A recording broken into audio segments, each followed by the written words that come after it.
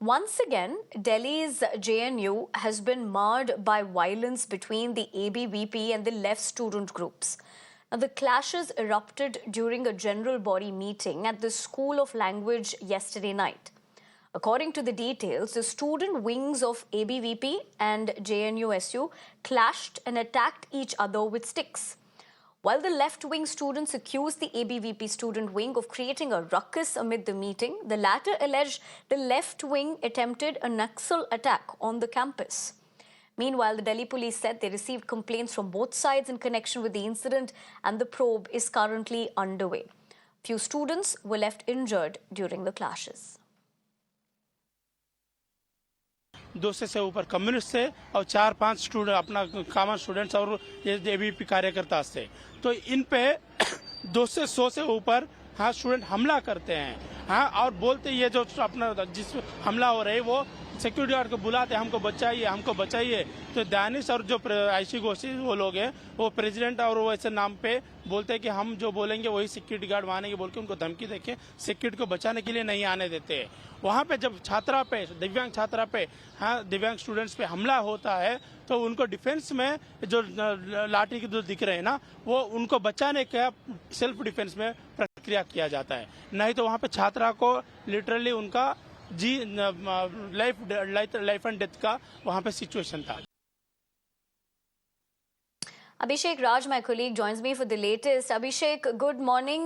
हम जानते हैं कि आप JNU के बाहर से भी रिपोर्ट कर रहे हैं। इस वक्त स्टूडेंट्स का क्या कहना है और यूनिवर्सिटी की तरफ से कोई ऑफिशियल स्टेटमेंट आया है? देखिए, बिल्कुल कल जेएनयू में जिस तरीके से बवाल हुआ है उसके बाद से दोनों पक्ष आपस में एक दूसरे के ऊपर आरोप लगा रहे हैं। एबीवीपी का कहना है कि कल लेफ्ट के जो लड़के हैं, जो लेफ्ट के छात्र हैं, वो वहां पे पहुंचे हुए थे और उसके बाद से जो कल एक सीसी की जो इनकी जेबीएम मीटिंग थी जहां पे ईसी का इनको मेंबर को चुनना था उसमें मारपीट हुई और उसके बाद दोनों पक्षों में जो है वो जमकर आपने देखा कि किस तरीके से लाठी का भी इस्तेमाल हुआ, साइकिल का भी इस्तेमाल हुआ और उसके बाद लेफ्ट का भी ये आरोप लग रहा है कि लेफ्ट भी ये कह रहा है कि भाई एबीवीपी के जो लोग हैं वो वहां पे पहुंचे हुए थे और उन्होंने इस तरीके से जेएनयू के अंदर जो बवाल है वो शुरू किया है। लेकिन बड़ा सवाल ये है कि जिस तरीके से ये पूरा का पूरा जेएनयू के अंदर बवाल देखने को मिला है, वैसे में खास तौर पे जब जेएनयू-एसयू के इलेक्शन सामने आ रहे हैं, कल भी जो मीटिंग थी जेबीएम की जनरल बॉडी मीटिंग, उसमें भी अगर आप देखेंगे तो जो लेफ्ट के लोग थे वहां पे मौजूद थे, एबीवीपी के लोग मौजूद थे और कल जो ईसी के मेंबर्स थे उनको सेलेक्ट करने के लिए जेबीएम रखी गई थी। लेकिन उसमें जिस तरीके से मारपीट हुई, उसमें जिस तरीके से लोगों को चोटें आई हैं, वो काफी ज्यादा हैरान करने वाली है क्योंकि जेएनयू भारत की एक प्रतिष्ठित यूनिवर्सिटी है और उसके अंदर इस तरीके से जो एक तरीके से कहें कि हम वॉर हो रहा है, लड़ाई हो रही है दोनों पक्षों के बीच में, वो काफी ज्यादा निंदनीय है। दिल्ली पुलिस को भी दोनों पक्षों ने, चाहे लेफ्ट हो या एबीवीपी हो, वो दोनों पक्षों ने जो है अपनी कंप्लेंट दी है।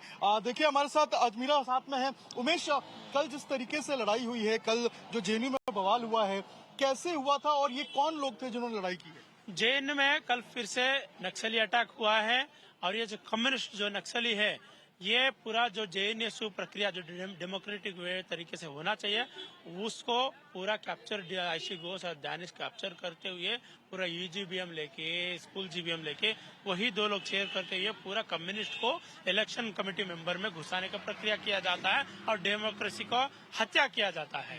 ये कौन कौन से लेफ्ट के लोग थे जिन्होंने दिख रहे हैं जो अटैक करते हुए नजर आ रहे हैं? शौर्या जो है कलेक्टिव का है और दानिश आईसी घोष सबको इंस्टिगेट करते हैं और मधुरिमा कुंडू, स्वाति सिंह, अनगा प्रदीप और बाकी जो है कुछ एसएल का कम्युनिस्ट है उनका नाम मैं कंप्लेंट जो है पुलिस स्टेशन में कंप्लेंट दर्ज किया गया है, उसमें लिखा गया है। लगभग 20 से ऊपर इनका नाम हम आइडेंटिफाई कर पाए हैं और वहाँ पे लगभग 100 से 200 के आसपास, अब एग्जैक्ट वो काउंट नहीं कर पाया, क्लोज डोर बंद करके आईसी घोष दानिश पूरा गार्ड्स को ऑर्डर करते हैं कि हम जब तक बोलेंगे तब तक वो डोर ओपन नहीं करना, किसी को अंदर नहीं आना देना बोल के पूरा हमला। ये भी 4-5 लोग वहाँ पे थे, छात्रा दिव्यांग स्टूडेंट्स भी थे, उनपे उनका जो ढपली है कम्युनिस्ट का, ढपली से बाहर पीछे से हमला करते हैं, पैर से लात मारते हैं और छात्रा का बाल पकड़ के नोचते हैं, हैकलिंग करते हैं।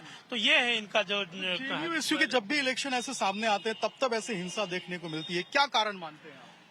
ये जो जेएनयू में के जब कॉमन स्टूडेंट जागरूक होते हैं और इनके खिलाफ आवाज उठाते हैं और जब इनकी जानते हैं कि इनका जो डिक्टेटरशिप है यहाँ खत्म होने का हो रही है, तब जाके ये स्ट्रेटेजी बनाते हैं। हाँ, एबीवीपी को दुश्मन बना के स्टूडेंट को एक नैरेटिव फैलाता है कि एबीवीपी वायलेंस किया, एबीवीपी ये किया। इनका सिर्फ यही है कि इनका डिक्टेटरशिप चलता रहे, डिक्टेटरशिप चलता रहे और 5 साल से इलेक्शन इलेक्शन ना हो। देखिए, ये बड़ी बात है। जेएनयू के अंदर लगातार इस तरीके से आरोप लगते आ रहे हैं। लड़ाइयां दोनों पक्षों के बीच में होती आ रही है, लेकिन इसके बीच में जो पिस रहे हैं वो कॉमन स्टूडेंट्स है। जी, Right, Abhishek. I appreciate you getting us all those details and also essentially questioning the timing of the same when elections for the student union is around the corner. But for the moment, we're going to leave it at that. Thank you very much.